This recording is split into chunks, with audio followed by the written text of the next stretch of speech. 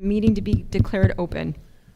Thank you very much. Councillor Small-Pennefather, can I have a seconder, please? I second it. Thank you, Councillor Torres. All in favor, please. Aye. Thank you very much. So, folks, this is a special meeting that we're doing just to pass our budget for the year. And if I could have somebody move to adopt the agenda, please. Yes, I move to adopt the agenda of the special meeting of Monday, December 18th, 2024, as presented. Thank you very much, Councillor Torres. Can I have a seconder, please? Yes, I second the motion, Mr. Mayor. Thank you very much, Councillor Small-Pennefather. All in favor, please. Aye. Aye. Thank you very much. So we're actually going to have a presentation now made by Councillor Colleen Feeney, who will go over the budget, the salient points, and of the program for capital expenditures for the years 25, 26, and 27, and the budget itself is for the year 2025. So I'll turn it over to you, Councillor Feeney. You can get going, please. Okay. Okay, thank you very much, Mr. Mayor. And I'm joined tonight by our treasurer, Valentina Toderon. So I first want to say good evening. Welcome to everybody. As councillor in charge of finance, I'm pleased to present to you the Montreal-Ouest budget for the year 2025. I will do the presentation in English, but if anybody has questions, they can certainly ask them in French. So we'll start off right away by looking at the first slide, which talks about the objectives of this year's budget. So the objectives of this year's budget are several. First of all, we wanted to ensure strict financial management.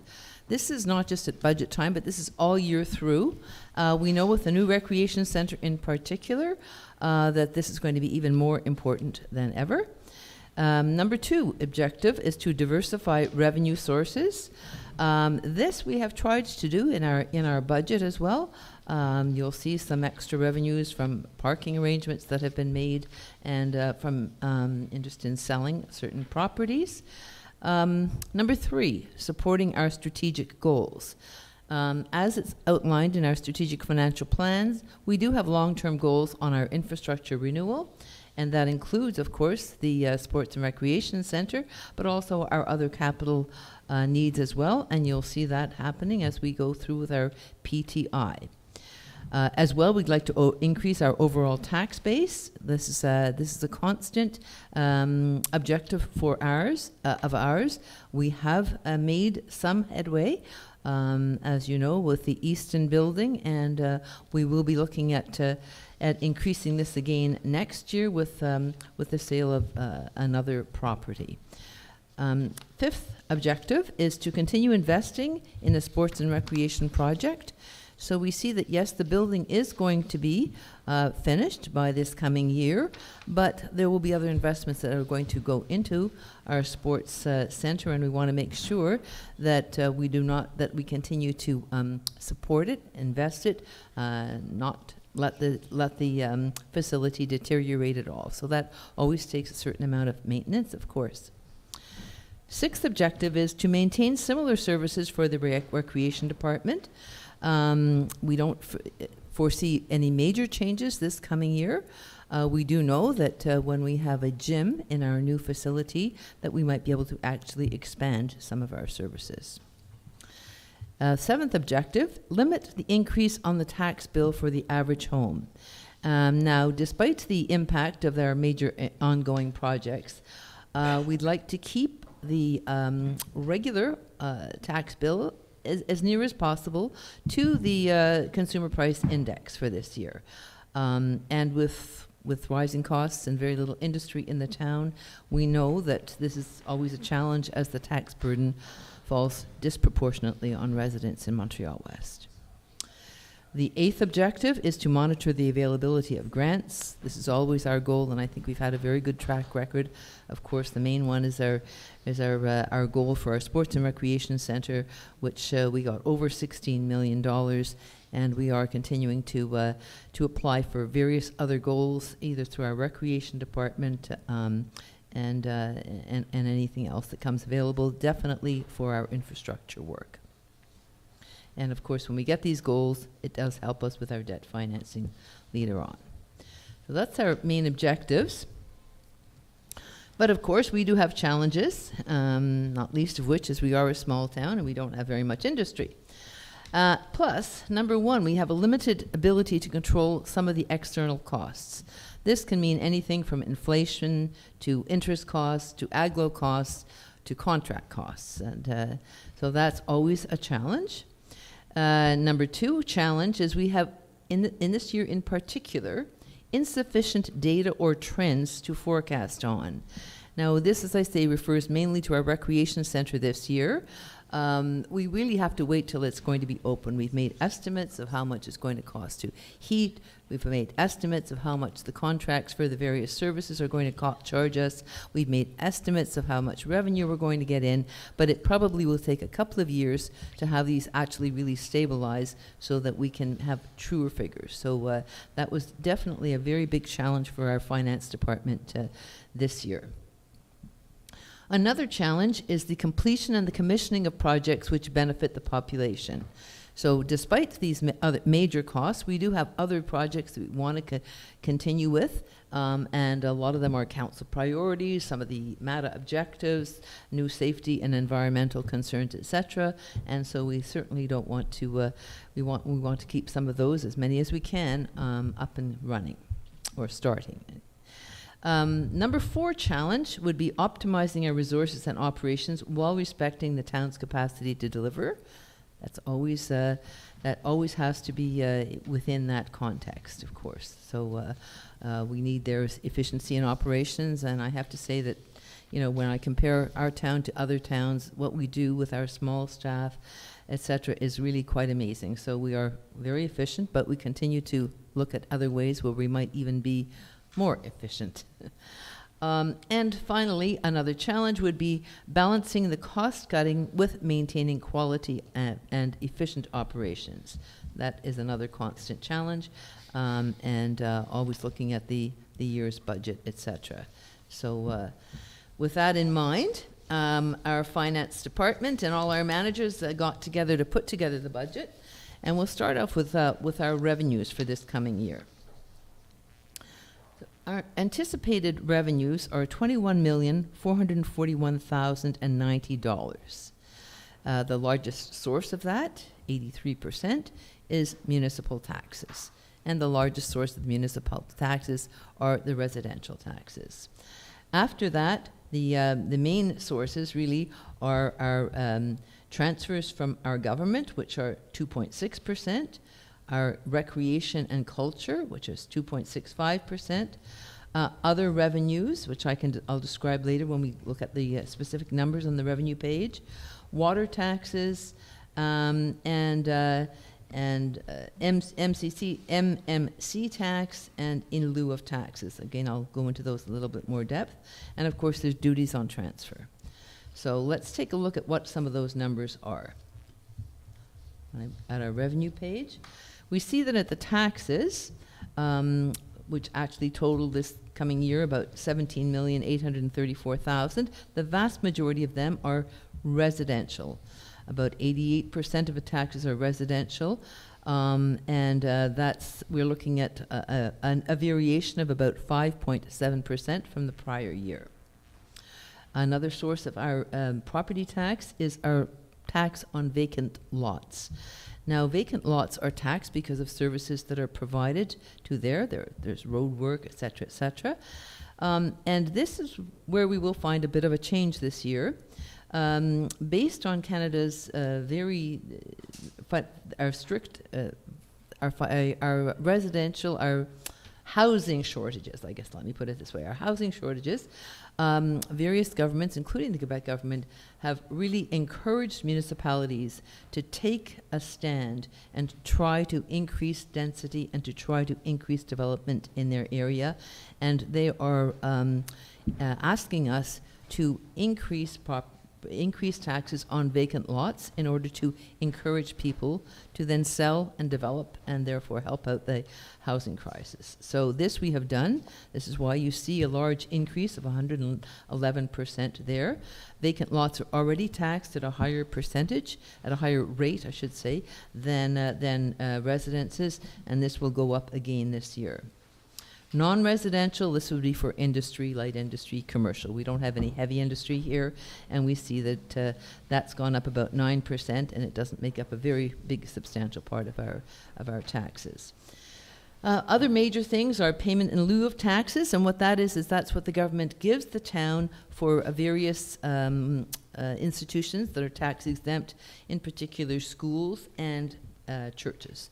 They do not give us the amount that we would get for the regular property tax, so but it is a small it's a small amount, perhaps maybe around 30 some odd % of the value. Interest interest receivable on our grants. Here we see it's about $562,000. That's up a little bit more because of a new fiscal pact that we have with the government. Water taxes are stable at about $447,000 we expect as revenue next year. Same thing with the CMM. Now, CMM means it's a larger body. It's the MUC, or what used to be the MEC, the City of Montreal, it comprises the City of Montreal, the 15 municipalities, and the South Shore. So that's about, we get from our taxpayers, we get in about $124,000 on that. Then we have our duties on transfer, and what this is this is the amount of money that we get on the sale of properties that take place within the town.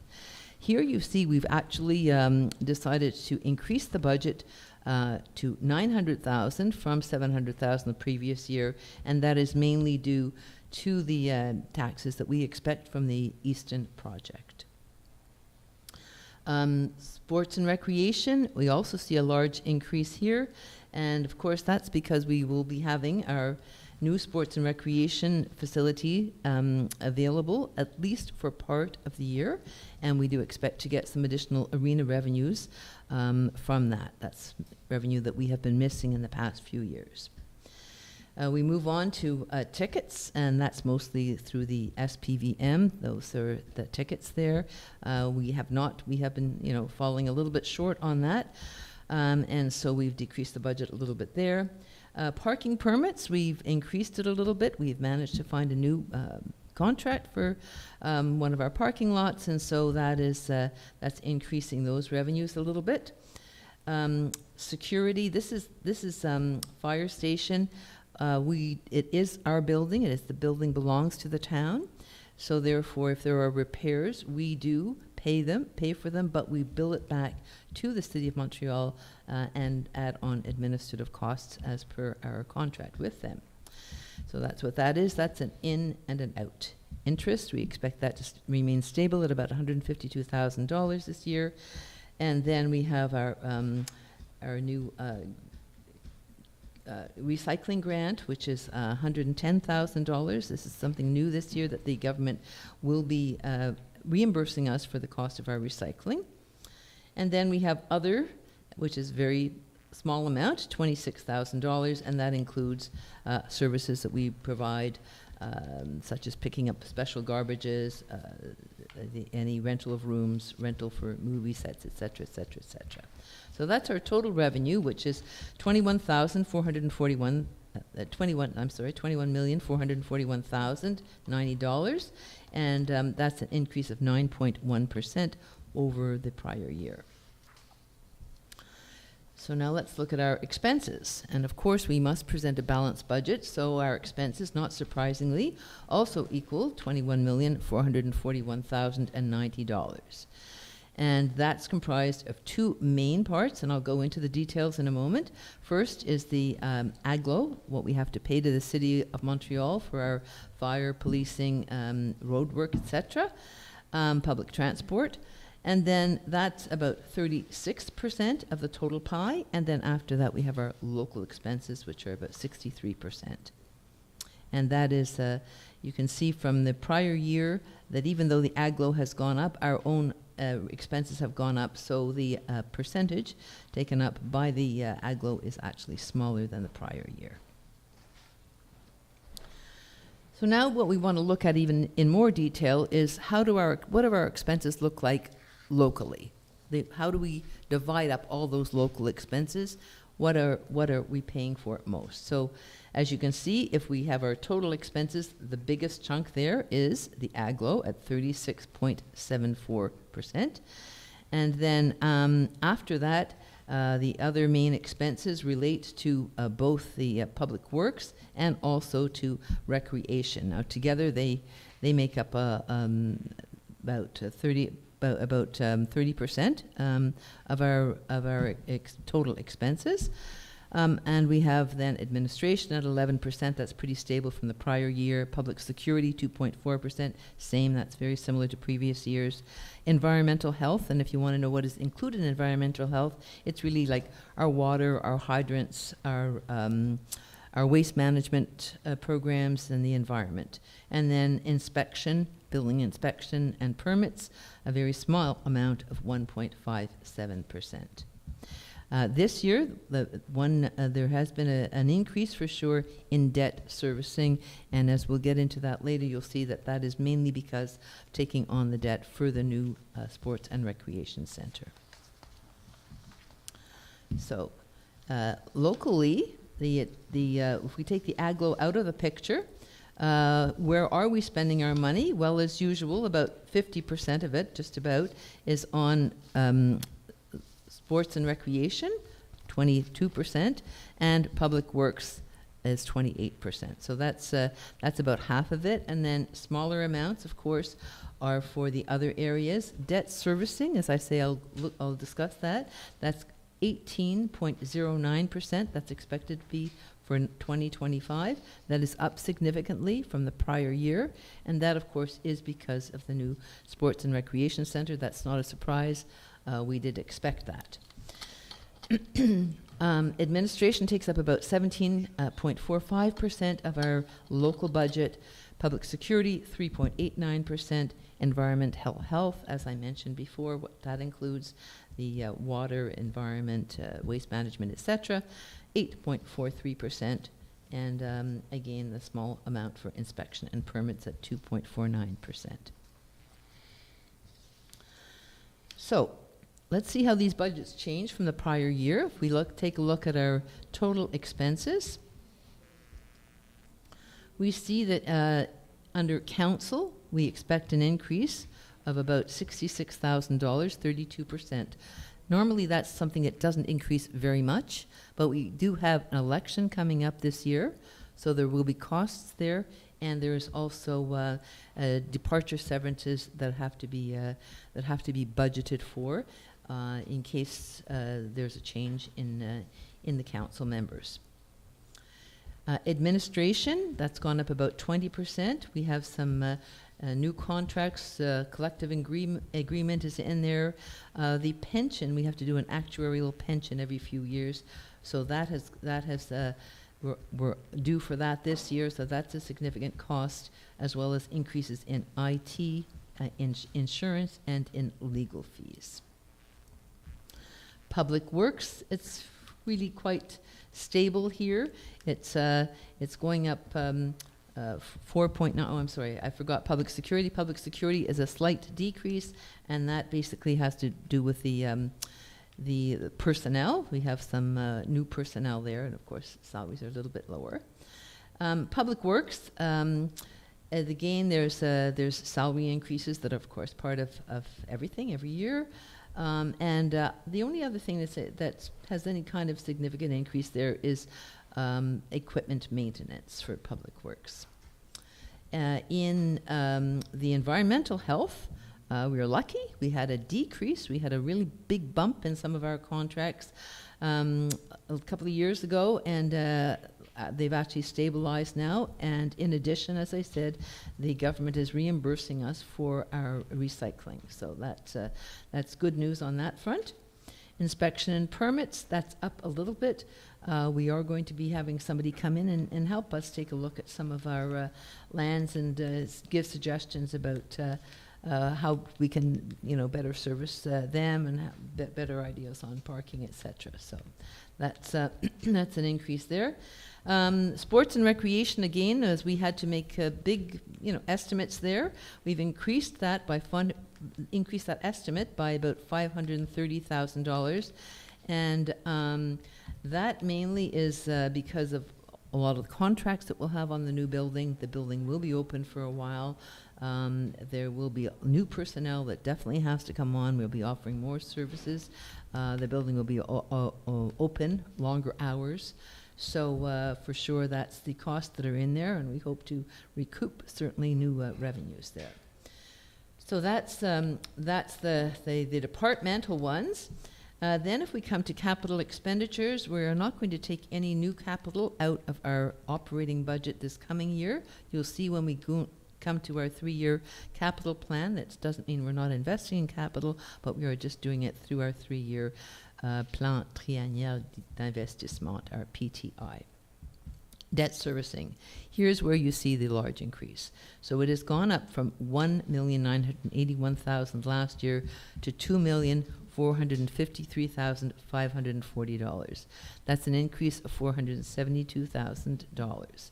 So that really is based on our estimated costs for the servicing the debt for our new sports and recreation center.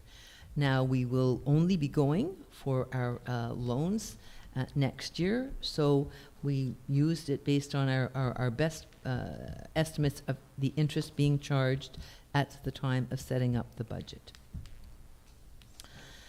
So our total local expenses have increased 12.6% to $13,564,098. And as I say, a lot of that certainly can be explained by the recreation increase, but also we will have extra revenue there.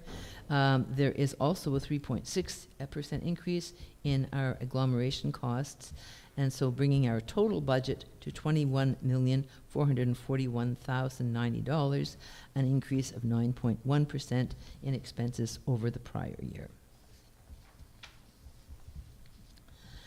I was talking about our plan triennial d'investissement. So even though we have these this very new and wonderful big project coming up, it doesn't mean we are going to stop looking at some of our other areas that need concern too. So we have set up our 3-year plan as required by the government.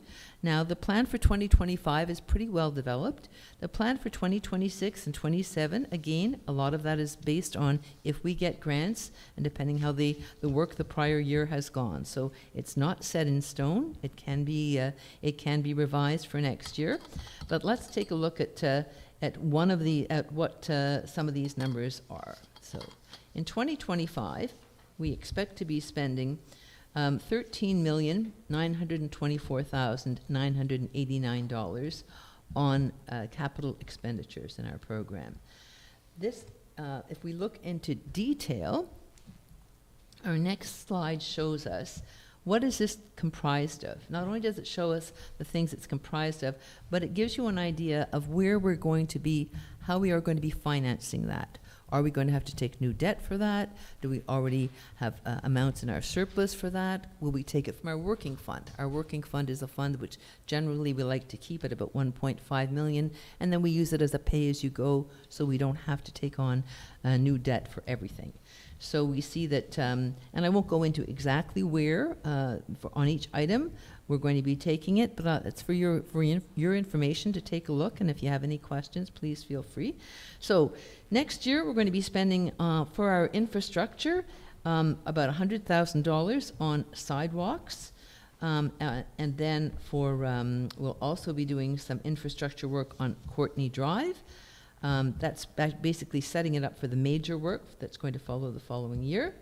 We'll be doing some work on the Avon traffic lights, $39,500, and we have to do some work on the CP Bridge, and that's $195,000. And then as well, we will be putting some money, $202,500, into the Westminster level crossing. That is based on some of our security concerns there, and coming out of a report that we had done on safety and security in the area of Westminster, and in particular around the train station. That's $202,500 that's going to be allocated for that. And we will be doing some re-asphalting of Bedbrook after the new recreation center has been completed. So those things totaled $781,150. That's the infrastructure work that's slated for 2025. In buildings, We are looking at $12,640,000 as a total, and the vast majority of that, of course, is amounts remaining on our new recreation center, $11,511,600. As well, we are be looking at a few things at the town hall, which would be to new electrical work for $344,000, a new emergency fire case at the town hall for $495,000, and the foundation, $50,000. As well, I think I missed this, the fiber optic and sound system. So those things together total $12,640,600, and that's our infrastructure plans for our buildings. And then for vehicles, we have a few things slated for the public works. Again, that will come from the working fund, like I mentioned. And then also we were going to be looking at a new Zamboni and a vehicle for the recreation center. Together, those things total $503,239. 2026, as I say, this is always a little bit less definite, but the plan at the moment would be to spend $2.5 million on major infrastructure work that goes right down to the piping, etc., on Courtney, to do full replacement of the lights at Avon. The other one's going to be some studies which will best direct us what to do.